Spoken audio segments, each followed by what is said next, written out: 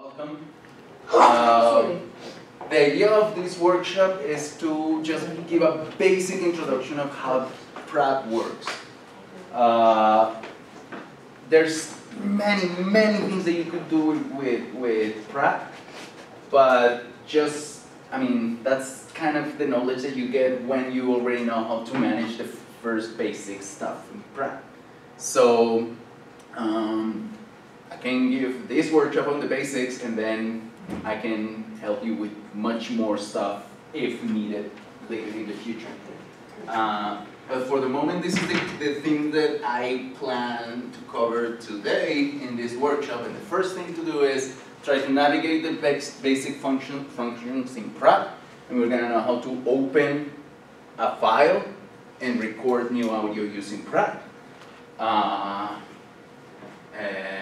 Also, we're going to see how the edit window works, which is basically the main window of the program. We're going to learn how to deal with text grids. I don't know if you're familiar with that concept, but it's basically the way we can annotate audio in this program. And this is kind of the meat of the workshop today. This is going to be the big part, which is how to set the program to run your analysis according to your specific needs. And the reason I'm doing this is because, well, as in any other case, you could, if you want, use any program and just insert whatever you want in the program, and they will give you some kind of results. But usually you have to manipulate some of the things that the program has so your analysis is actually more accurate. And the reason I want to focus a lot on this aspect is because I've seen in my many years of experience working with phonetics, I've seen that most people who work with PRAAT don't even care about it. Not necessarily because they don't care, but because they don't know. Yeah? And they do really poor analysis in phonetics, and doing poor science is not a good thing. So, okay. So first of all, I would like everyone to open their programs. So if you brought your own computer and have it installed, that's great. And if you don't, I'm sure that the computers here in the labs have PRAAT, so you shouldn't have to download it. It's already there. So just go ahead, open the program, and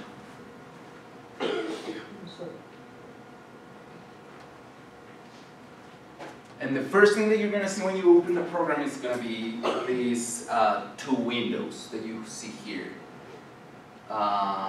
A window that is called objects, and the other one that is called a drawing or paint window, picture window. I think picture window is what it's called. And a third window that you can access to, but is not open at the beginning, is the edition window. This one doesn't open at the beginning because for it to appear, you need to open an audio file first. So, but this picture window, we're not going to need it today, and we can give a whole new workshop about how to use that window. But the reason I'm talking about it today is because every time you open the program, it pops up immediately. Yeah. So if you don't have any specific reason to work on that window, you can immediately close it. Yeah, you can just go here and say, immediately after you open that the program, you can just close it, and that's it.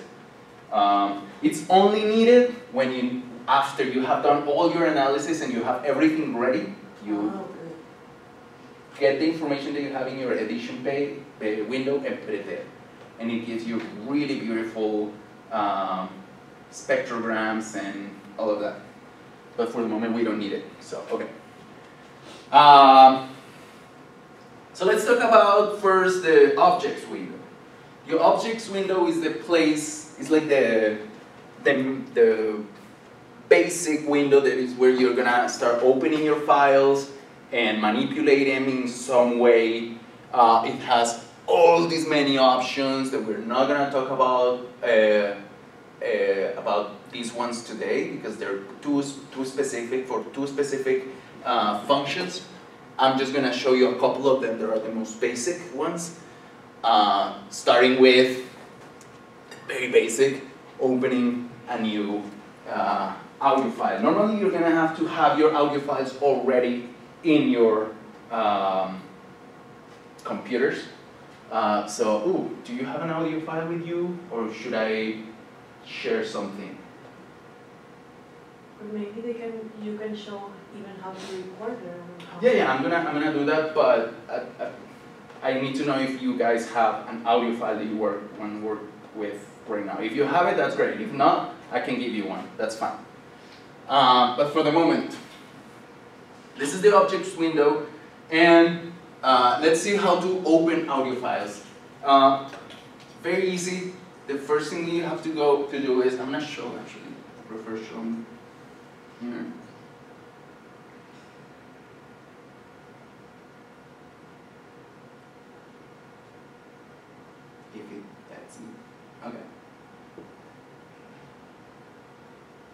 Okay, so you see I opened the program and it already opened this picture window, so I'm going to just close it, I don't need it right now. And I'm going to go here to open, and it's going to give you this, this first option that says read from file.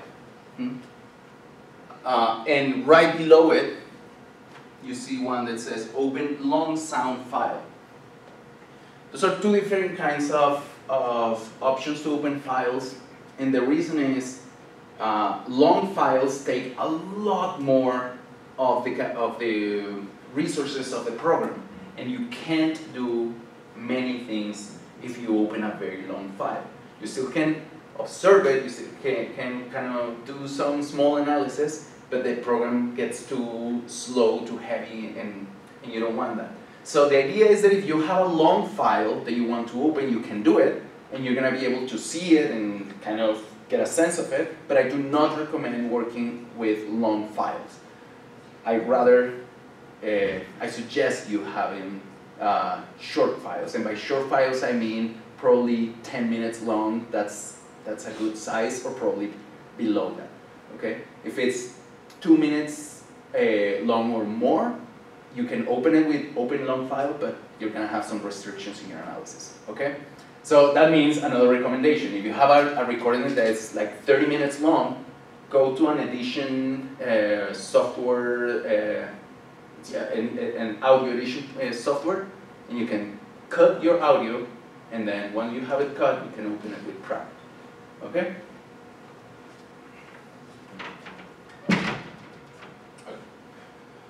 So, that said, I'm going to open just a normal regular file, and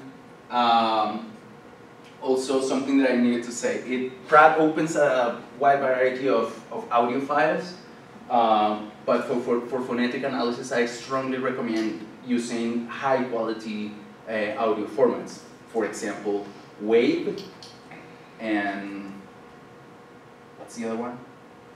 AIFF. Are you familiar with that one? No? Well, I don't have a marker here, but if you go and see the extension of your file, it usually says at the end. If it's a Word file, you see that it ends with .doc or .docx, right? For audio files, you see that they end with .mp3, .mp4, .wave, and there's plenty. OGG, I think there's another one. I strongly recommend you using WAVE. Do not use MP3. Here's an analogy. WAVE files, if you had a picture, a WAVE file is an HD picture, and an MP3 file is like a pixelated picture. And you want to work with high quality, right? So don't use MP3. It's just like pixelated. okay? Use wave, or AIFF. Desktop. So I have already here one, it's a wave, you see WAV, that's what I mean. And you can select that and open it, and there it is. On this box, you're gonna see all the files you have open, including not just audio, but also text and tables and collections. There is a different kind of file that this program opens. We can talk about those later in another opportunity, but for the moment you need to know that that's the place that you can find the files that you have open. So, yes, and once you have it here, that means that you can start working with them. Yeah? And the way to start working with them is just by clicking here this blue, and here it looks blue, maybe in your computers it looks, I don't know, pink, depending on your own settings, but it's already highlighted and it says view and edit. If you click on it, you're gonna see the edition window. I'm not gonna do it right now because I want to continue on this window first, and then I can continue with the edition window. But for now, that's it. If you already have your audio files, you can just open it as I just said. If you don't have an audio file and you want to record it, this is how you do it. Are you ready? Yeah. Okay, good. So you go here where it says new. You click here where it says new, and again it gives you a lot of options that you can do with the program. But what you actually care about right now is the first one that says record mono sound. You could also record a stereo audio. You know what the difference is between mono and stereo? No? But to put things simple, you know, you have 2 ears and you can have 2 headphones, right? And mono file is one that gives all the information of the audio the exact same in both ears, in both channels. Yeah. A stereo file is something that has something happening here and something different happening here. Sometimes you have audio files that are recorded in stereo, but the information is actually the same in both, so you can get rid of one of the channels and have it convert to mono. Now, I strongly recommend you working on mono. Stereo files are really good for, I don't know, for other purposes, like having music effects and other stuff, but for phonetic analysis, you would rather have just one channel. I don't know, I can give another workshop on best practices in field work and all of that, but for now, that's my tip. Just record in mono, okay? Okay, so I'm gonna do that. I'm gonna click here where it says recording mono sound. It's gonna show you this window. That is the recording window. And there's a couple of things that I want to tell you about this one. So you can select your options. You can either record mono or stereo, as I said, hopefully mono in this case. You can select your input source, so you can say if you want, you can use the microphone that comes directly in your computer, but you can also just plug a different microphone in your computer and use that external microphone. You can also use one of those wireless microphones if your computer is capable to do that, or you can even plug one of those, what is it called, like a mixer, is that what it's called? You know, what is it called? I forgot. Console. The consola, right? Yeah, okay. so you have all the channels and all of that. You can plug all that if you want, but for the moment you just need a simple microphone. Now again, if you're recording for phonetic purposes, I recommend you having a really good microphone. Mac computers have really good microphones, but PC computers depending on what's the creator of the computer. Samsung sometimes have good microphones, but I don't know. I don't recommend all the microphones in PC. Mac, they have really good ones, And also, if you can get an external one, it's better. The reason is because when you record with computers like these ones that have moving parts, like the hard drive disk or the fans, the noise that those things have also get into your audio file, and you want to avoid noise in your audio recordings, okay? So if you can have an external microphone, do it. So, okay. Here, this is the sampling frequency. You can select all these many options. My recommendation is use either the first one, 4400, or 48,000, and no more. You can, if you want, continue recording more, but it's not recommended in phonetic analysis because it creates something that is called, I forgot, it creates like double the information in your audio file, and it gets too heavy without any benefits. Okay, I recommend 4400. That's it. In every case, anything below that is gonna affect the quality of your phonetic analysis. So don't do below that, and that's why they don't offer here less than 44. But there are other programs and devices that allow you to do that, but I don't recommend it. And later here you can add the name of the recording that you want. Do you see that here in the corner below? You see, you can name it. You can, whatever your options are, maybe the name of your participant that you're recording, or the topic, or I don't know, whatever it is. So you can record there. Let's do it right here. I can say, hey, this is me recording. As you can see, the monitor, it's telling you how much of the signal is coming in. And when it hits that yellow and red, it's telling you that the audio might start getting affected negatively. So try to always keep in green. Look at this. If I do this, it's already in red. And when you see that in your audio file, you're going to see that it's already damaged.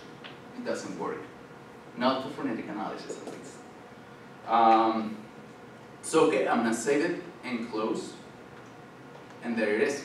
This is my audio file that I just recorded. And I can open it also, as I said, here with View and Edit. And open it, and it's here.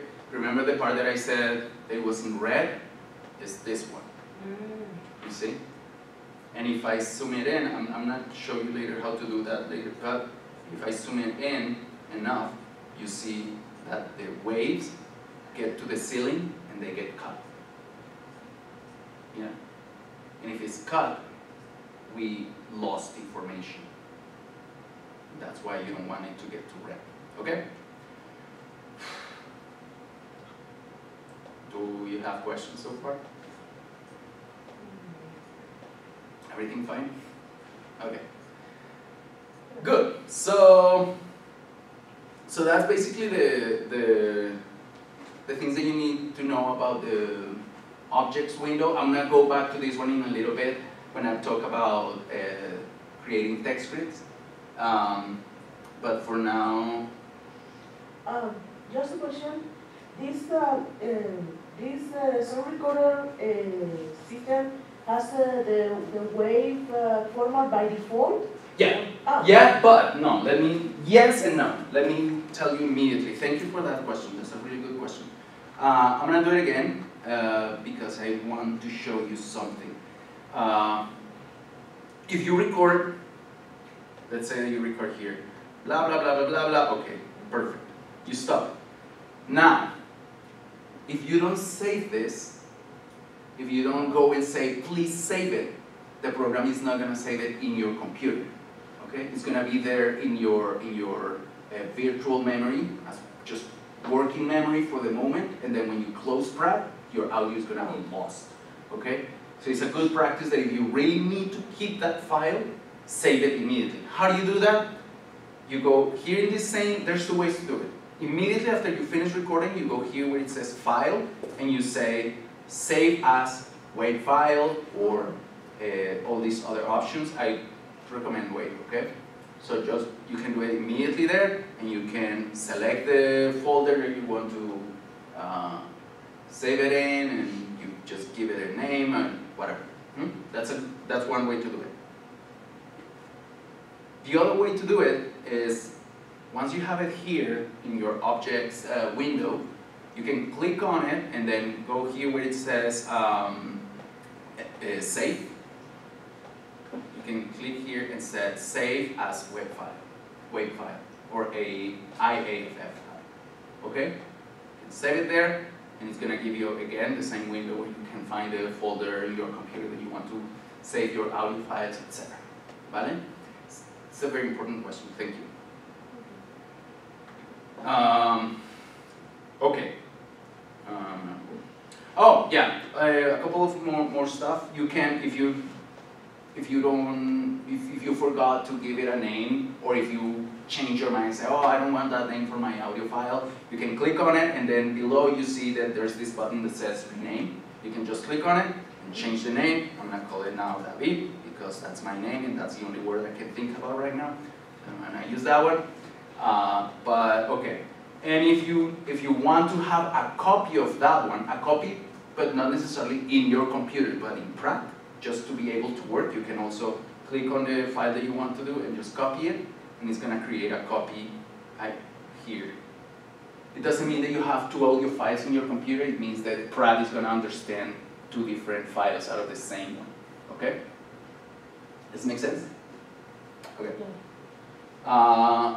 And maybe you have too many copies, or a file that you already work with and you don't need it anymore. You can click on it again and just say remove.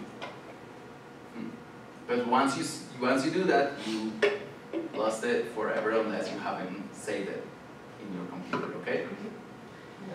Okay. When? Sorry, remove that. Okay.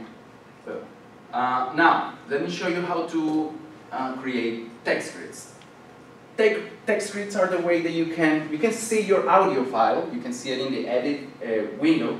But normally what we do in PRAAT is that we just don't want to see the file. We want to say something about the file. And the way we do that is by creating something that is called text grids. How do you do that?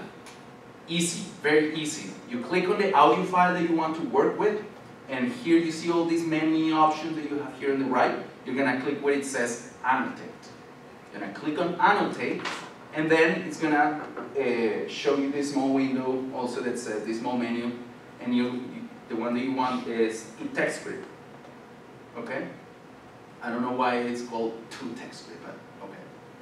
You click on it, and it's going to give you this small window. Now there's something that you need to know already when you're gonna create text grids. You need to know if what you want is to create, like, segment your audio file, or just put markers on your audio file. Yeah. Normally, people need to segment because they need pieces of speech. So those ones that are pieces of speech are called interval tiers. The ones that are just a marker, like a point, are called point tiers. Okay? So what do we need to know? Here, you're going to give the name of all the tiers that you want. So, for example, I want to create, I need to work on words and syllables, and maybe the point in which the pitch is at its highest point. Yeah, so I have those three things. But what does that mean? That means that the first two are segment tiers, and the third one is just a point tier. It doesn't matter. You're gonna give name to all three. So I'm gonna create one that is called word. That's going to be my first tier. I'm going to add a space, and I create the other one that is going to be, I want to say, what? Like consonant. And the other one is going to be pitch. I have those three. But pitch, it's gonna be only a point here. So in the box below, I'm gonna write again pitch. Do you see? Can you see that? I don't know. So on the box on top, you're creating the tiers that you're gonna use. But on the tier below, you're gonna say which one of the ones that you created is a point tier. Okay? If none of the ones that you're creating is a point tier, you can leave this blank. And then you go to OK. And here you have in this box now you have the text grid of the same file. You see how the name of the sound file is El Viento del Norte y el Sol, and right below the text grid has exactly the same name. You see? That's gonna help you to understand which text grid goes with which audio file. And because you can have all this box filled with audio and text and tables and all of that, it's a good idea to keep names the same. Okay, so far so good? Okay, now let me show you the edit window first. If you click only on your audio file and click on the view and edit, you're going to have this window. This window is called the edit window, and it has two panels. The panel on top is what we call the waveform, and the panel below is for the spectrogram. If you're not familiar with these terms, and if you're in my class, you're going to learn these terms next week, and that's fine. If you are not familiar with these terms, you have two options. You either take my class or read about how these things work, okay? I mean, if you're taking a class on how to use this program, you probably need to know a little bit of acoustics. So, anyway, the point is that this is what you can see. Again, you see all these menus on top that are going to give different kinds of analysis, different kinds of things that you can do with the program. Maybe the ones that I want to show you first are the most simple ones, these buttons below. You see that say all, in, out, cell, and back. All of that, the only thing that you're doing with that is zooming in and zooming out. It's very basic. So, of course, if you click on all, you're going to see the whole thing. But if you start going in, you're going to start going into your file. And if you go out, very simple, right? Now, I rather use the button select. Why? Because sometimes you need to zoom in a specific part of your audio file. So let's say that you want to see this little thing over here. So you can just select with your pointer, your mouse, or your trackpad. You select that section, and then you click on this button that says cell. You click on it, and it boom, immediately shows you that specific part that you care about. Okay? Very simple. Now, there are also, I don't know, people like me like working with shortcuts in your keyboard. So if you care about those things, this is not.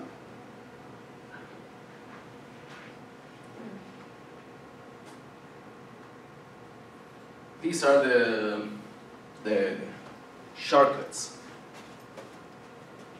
Command I for zoom in, Command O for zoom out, Command N for selection, and Command A for all.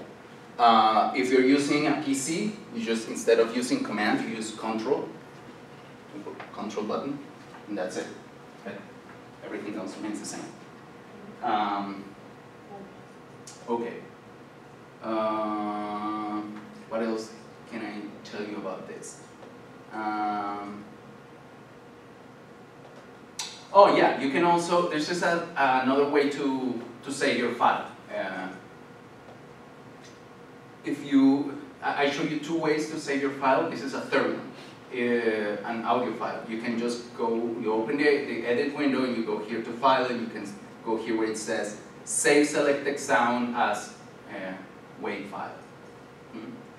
I don't know if you prefer doing it that way. I would rather do it at the very beginning, but this is also an editor, so that means that you can select parts and cut them or copy and paste. You can do that as in a picture, what is it, like a Photoshop kind of style. So you can, let me show you real quick. I can select this part that I really like for some reason, yeah, and you can go here to edit and say copy selection, and then you can click right in front of it and then say edit and paste, and boom, you have now two. Now, this is something for very specific cases. I don't think you need to create new things when you're doing phonetic analysis, and I really encourage you not to do that. Yeah, you're manipulating your data if you're doing that, but unless you're doing some kind of experiment. But okay, for the moment I don't recommend that. So, okay. So you can undo the same. Just go, you see how you have the undo and redo here and edit, same as in other editor. So, and the same commands apply, command X to cut, command C to copy, command V to paste, command Z to undo. Okay, that's basically what you need to know for now about that. Now, let's turn to the fun part. No? This is like the basics. I mean, this is just to open and see your files, but let's try to do something more fun here. Oh, so but before we do that, so you have an audio file that you can use? Yeah? Okay, fine. So, if you click on both of the files that you have there, both the audio file and the text script, if you click on both, you're going to be able to see both things. And that's the ideal thing to do. So how do you do that? You can do it different ways. You can click and drag. That's one way. Or you can click the file and then with command, also click on the next one, and there you go. That one, click and drag works really well when the two files are one next to each other. But what if they're separate? If they're separate, I recommend using click here and then command click and select both. Okay? So there you go. And then you can click on view and edit, and you're gonna see now again the addition window, except there's something else happening. You have now more panels. The first one on top, that is the waveform. The second one, that is the one for the spectrogram. And below you have these three other panels. What do you think that is?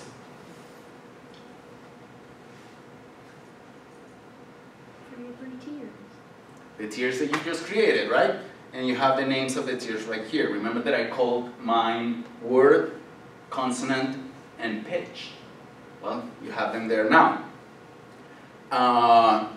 And let's see how those work exactly. So I told you that there's two kinds of tiers. One that is interval tiers, and the other one is point tiers. Yes, point tiers. So let's see. Let's imagine that I want to select this part, and I want to find the word here. El viento del norte. El viento del norte. Okay. You know what it's saying there? El viento del norte. El viento del norte y el sol. Okay. El viento del norte y el sol. Viento, norte, sol. Okay. Those are the three words that are there. I care about el viento. So I'm going to try to only select el viento. So, where is it? I can do this just looking at it because I already have experience, but don't worry about it. This is the word viento. Let's actually Yeah, let's see. viento, viento, viento, Okay. viento, That's the word viento. And that's what I care about right now. And I want to label this word in my program, in this tier that is called word. Right? So what do? Easy. I have different options. The first one is if I'm already, yeah, look at this. If I click on this tier, it gets yellow. If I click on the one below, it gets yellow. Yellow means it's active.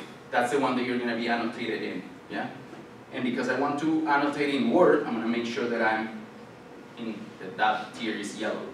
And I'm going to select the beginning of my word, click, and you see here this circle, little circle right here. If you click on it, boop, create a new boundary. That's one way to create boundaries. Another way of creating boundaries is at the end of the word, or whenever you want to put in the boundary, you click on that place and you see here the menu up there that says boundary. You click on it and say add unselected tier. And you click on it and boom, you have it. There's a third way to do it. You can create a boundary by just click on wherever you want to create the boundary and just press enter. You see? So those all three different ways to create boundaries. There's another way. You can just select the part that you want to segment, and once it is selected, you hit enter and it creates both boundaries at the beginning and at the end. Now, what if you don't want too many boundaries? You just click on the one that you want to delete and it's going to show in red, and you just press delete.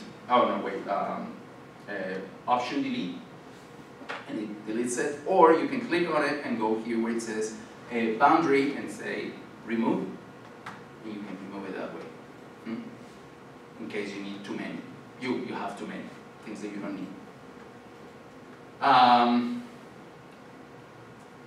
Okay, so now this is how an interval tier looks like. The one below also is an interval one, but I'm just gonna show you real quick. There it is. You see? But now the third one that I created as a point tier doesn't have boundaries. It has points. So if I click on it and I try to create a selection of it, it won't let me. You see there is you can't see anything here. But if I click on it just in one side, now you can see the what is it called? The line where you can create the boundary. So if you click on it, it creates it. Now look at what happens when I write here on this interval. I can write something here that says what I said, viento, no? Viento. And here, I don't know, what is it? I don't remember what it was, but let's say that this is the consonant N. But here, I want to mark just one specific thing about that N. Maybe that it's a high point of pitch, I don't know. So I can just say here, H. But you see how whatever I label here is between the boundaries, and whatever I label here is in that point, in that particular point. That's the difference between the interval and point tiers. ¿Vale?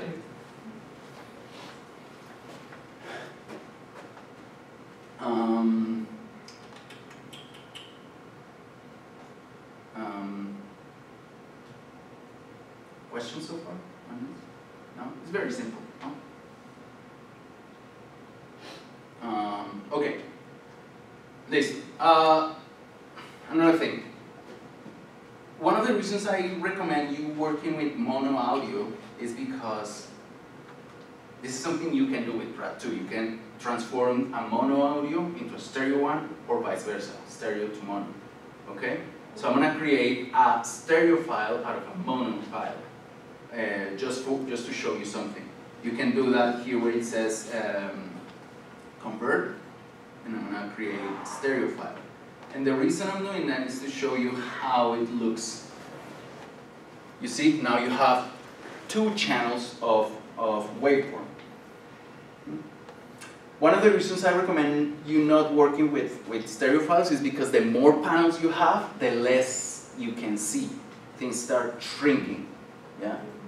And if you can see, you're not gonna be able to do a good analysis, right? Same happens with the amount of tiers. If you create 10 tiers, it's gonna start shrinking everything else and you won't be able to see what you have. So my recommendation is if you don't need that many tiers in just one file, don't create them, yeah? Maybe you can create different text grids with just 1 or 2 tiers for each analysis that you need to do, and that's it. Makes things easier for you, and wow, okay. This I need it. Okay. Now,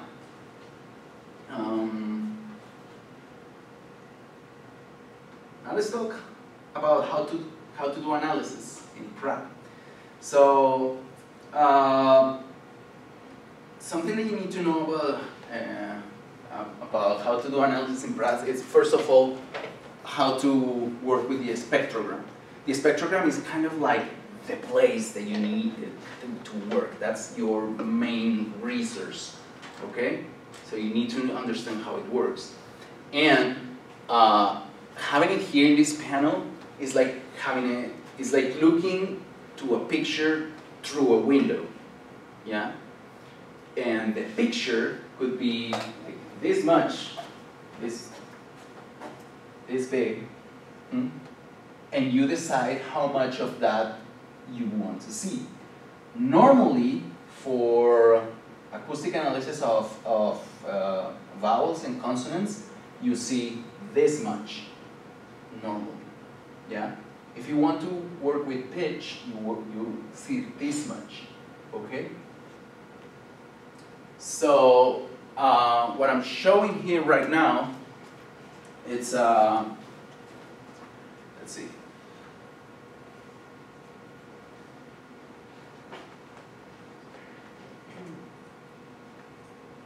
Ooh, big.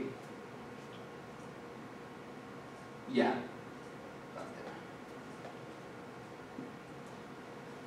Can you see this line that is over here? Like the end? That from this line up, everything looks white. That means that that's the end of the size of that file. And it goes up to 2200 hertz. But in an acoustic analysis, you don't really need to go that far. Yeah? You really need to see probably up to 5,000 hertz. Again, if you need a little bit more terminology about sound and phonetics, come to my class. Okay, now let me show you how to set up your program. Well, first thing, we all are different people, and we all look very different, right? We have different kind of hair, different kind of features in our faces and sizes and all of that, right? Another thing that is different between you and me is the voice that we have, yeah? My voice is pretty low at this moment. Sometimes it's really high. But it's very particular. That's my voice, yeah? Your independent voices are also very particular, and all of it. When you're doing analysis, phonetic analysis, you want to make sure that you're analyzing that person's voice and not just anyone else's voice, you know? So that's why you need to set your computer so PRAAT understands this is the parameters that you need to look at. So the point where you start is basically knowing what the fundamental frequency of your voice or the voice of the person you're analyzing is, okay? How do you do that? This is a trick that not many people know, but there you go, I'm gonna tell you. If you need to know what the fundamental frequency of someone's voice is, just open your file, try to find a prominent vowel. So maybe something like this that is very intense, you see? Or something like this one, or this one. Those are very intense. Which one rather don't? This one that is very small here, you see? So pick something that looks big. Let's use this one for the moment. You select that one, and you're gonna zoom it in. You see how there's a pattern here? You can see a pattern here? Yeah, you see there's a peak here, does this crazy thing, then flats a little bit out, and then again peak, pretty much the same distribution, you see? And then peak again, you see that? See? Those patterns that are repeating is basically the times that your vocal folds are touching and separating. So what you want to do is measure how long does it take for each pulse of your vocal folds to produce.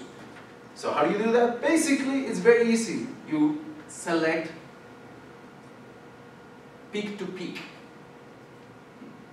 That's an easy way to do it. There's many other ways to do it, but that's probably the most simple one. Just from peak to peak of that pattern. You select that, and you see this thing on top of here. It's giving you two numbers. In this case, here it says 0.007, blah, blah, blah, blah, blah, and then something here. Okay? Take notes and say, what's the number here? 0.007. Yeah? Take that number and put it somewhere. That's the number that you need to know. That's fundamental number. Okay? And once you have that, you know that the voice of this person goes in that range of 0.007. Now, once you know that, you can go back and say, what do I need to do? I need to analyze someone else's consonants and vowels or pitch. You have to make that decision at the beginning. Let's assume that we want to analyze vowels and consonants. Okay? So if you need to analyze vowels and consonants, you're going to go here where it says, oh, no, first thing, before you do anything. This is also a trick that I learned that nobody's going to tell you anywhere in any place.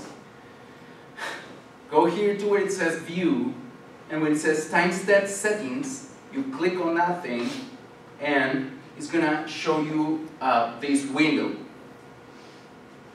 Take my word, okay? I can't explain this, but I don't want to because it's going to take me 3 hours to explain why. So just take my word. Use these settings. Use fixed in this one, and the first one.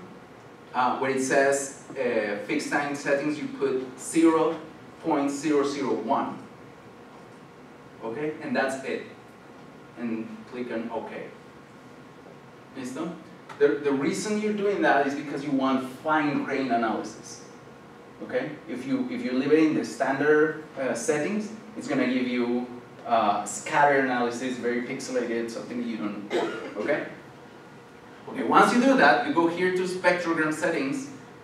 Here in the menu spectrum, you go to spectrogram settings, and you say, okay, I want to see consonants and vowels. Consonants and vowels, you can usually see them up to 5,000 hertz. So you go, the view range is going to be from 0 to 5,000.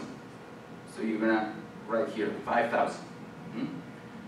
And here where it says window length, remember the number that you took note? Remember? 0.0. What was it? You don't remember? Oh, it was 7. 7. That's the number that you need to put here, where it says window length. Okay? for this particular speaker. There might be speakers which whose number is 0.004. Yeah, usually women have that number. Men usually have 7 or 8, and men with really low voices usually have 0.009 or 0.01. Okay, so now you have an idea. The lower the voice, the number it also is going to change towards less decimal. Okay, the higher the voice, it's going to have higher decimals. Okay, and dynamic range means if you record an audio file that is like this, it has really low dynamic range. That means that you need to increase this number. Yeah, so maybe, I don't know, 70 or more. But if you have really good volume in your recording, something like this volume that I'm using, or something like that, that you can hear really clearly, you probably don't need that much. You probably only need 45 decibels, okay? Again, acoustic terminology, we're going to learn it in class, so don't worry too much about that. But if you want to learn more, I recommend just phonetics book or something like that. Okay, so look at this. Oh, it looks so pretty. Oh my god. Wow. So now what you can see is something that we call, gracias. Oh no! Okay, I'm gonna move. You can see your formants. You see? This is the things that are gonna tell you if this is a vowel or not, and what kind of vowel. Is this an I, an E, an U, O, all of that. Yeah?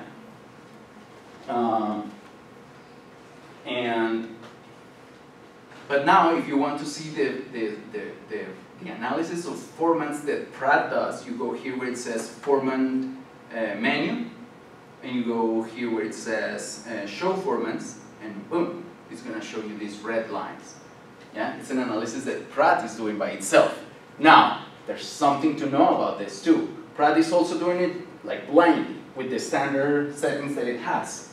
So you can set those also here where it says formant settings. And in formant settings, normally in phonetics you want to see only the first 2 or 3 formants. Okay? So if you go here where it says maximum formant, you're going to select about 3,500 hertz, okay? To see the first 3 formants.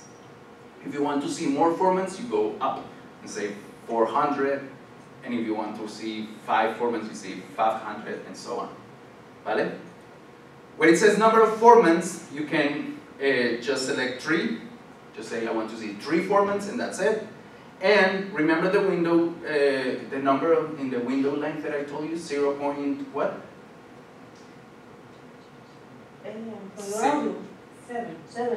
0.007. Remember that? Okay. In this window, you're going to take one of those zeros, you're going to take it out, and you're going to say 0.07. Okay? Here. And that's it. You click OK.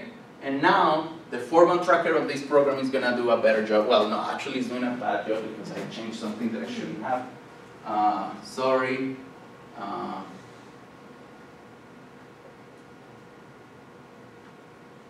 Okay. It's going to do a better job every time you change the settings of that. You see? These red lines go exactly on top of the darker parts of the spectrogram. And that's exactly what you want. Okay? And the last thing that I want to show you before we finish is how to set the spectrogram for pitch analysis. So now we already said that for consonants and vowels we want to look at up to 5,000 hertz, but to look at pitch we only want to see at around 2,000 hertz, depending also on the voice of the person and all of it, but usually 2,000. So what do? You go to Spectrum, again, spectrogram settings, and instead of going all the way to 5,000, we select only 2,000 hertz. And again, in the window length, we have 0.007. We're gonna again take that 0 out, and it's gonna be only 0.07. You see? look at the spectrogram when I click on OK. Are you ready? Ah, wait. Take this on. Okay. That's it. Okay. Look at the spectrogram. What happens to the spectrogram when I hit OK? It changed. It changed a lot. Now you can see like these lines this way. These lines are basically something that is called harmonics of your voice. That is basically the times your voice vibrates per second from scale to scale. We can talk about that in class if you want, but for the moment, it's going to show you how your voice rises and lowers. Yeah, here you can see that. That's what you're seeing. Yeah, so you're seeing your pitch. But to actually see the pitch, you go here where it says pitch and say show pitch, and it takes some time. But now you see that blue line, and the blue line follows pretty much exactly these darker lines in the spectrogram. What you need to know is that every time you're setting up your formants and your pitch, the formats have to follow those thick lines in your spectrogram, and the pitch has to follow these narrow lines in your spectrogram. Okay? If for some reason you see that this line, for example, instead of doing this, do this, or where there's nothing here, you see blue lines, that means that the settings of the pitches are not quite right. Okay? So you need to adjust that. There are many things that you need to know about how to adjust those things, but it's not part of our basic functions of PRAAT, so I'm not gonna go into those details, but if you really, really need to, you can contact me and I can help you with that, okay? I think that's it for now. Yeah? Do you have any questions? Oh, one thing before you go. This is not like a